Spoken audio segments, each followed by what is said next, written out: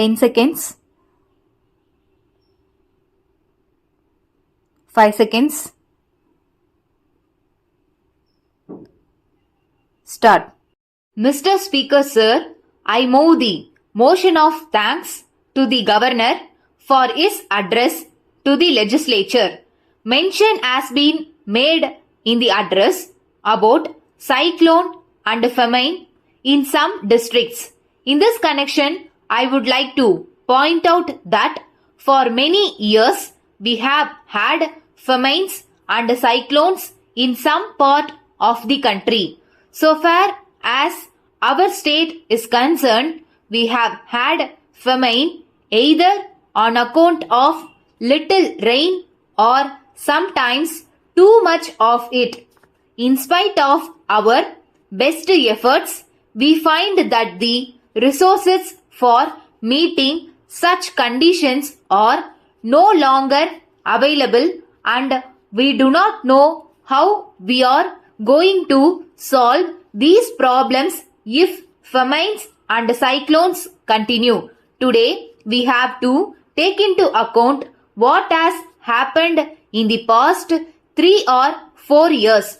Though the government have done much, it has always been felt to be very little. But I think with the experience that the government have in the past, it should be possible for them to go into the question of famine and the possible help that they have to render in future as quickly as possible. I wish to point out that some machinery should be constituted so that the conditions created by famines during the last 4 or 5 years may be studied, and it may be decided as to what can be done to give relief to the people as early as possible. I turn to the problem of agriculture. In our country, we should give the greatest attention to agriculture. Whatever may be the size of our population, food has got to be produced. So far as our state is concerned, we have to intensify agricultural operations so that we may be able to grow much more than what we are doing now. If we adopt scientific methods of agriculture and use better manure, I think that it will be possible to increase production. It will be good if production committees are formed in every village. They may see how best we can improve agriculture. The government may help them to promote the sale of improved seeds and better manure. If the government interference is reduced and the people are helped to help themselves, it will create the necessary enthusiasm for development. So far as irrigation projects are concerned, at present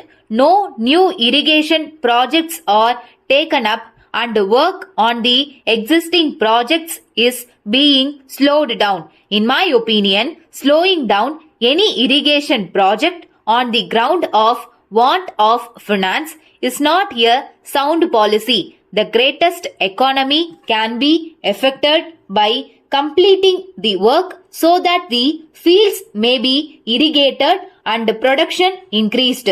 I request that the irrigation schemes may be completed as early as possible, even by borrowing money if necessary.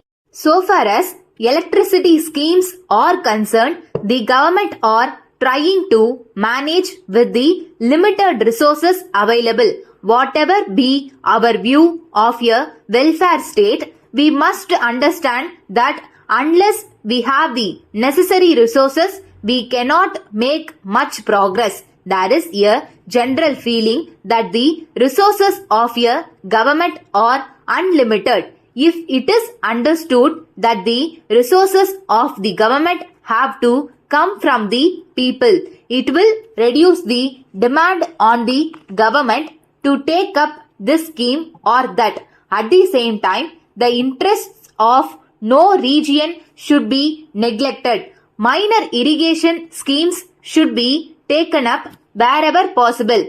After attaining independence, we have seen great development taking place in the country. Of course, we desire more progress, but we have achieved so much progress in spite of all difficulties. Letter from Kumaran Publishers, New Delhi to Mrs. Jack and Company, Chennai. Dear Sirs, it will be a great thing if you can save a lot by reducing your office expenses. For this purpose, we have brought out a publication entitled Scientific Office Management. It will tell you how you can avoid waste in office expenses. We may tell you that the book is the result of a long research made by the author for many years. He is now really regarded as an authority on office management. We are glad to tell you that the book is a unique one of its kind. In the first instance, it was published as a textbook for schools and colleges, but as there was great demand, it has now been revised so as to meet the requirements of office managers.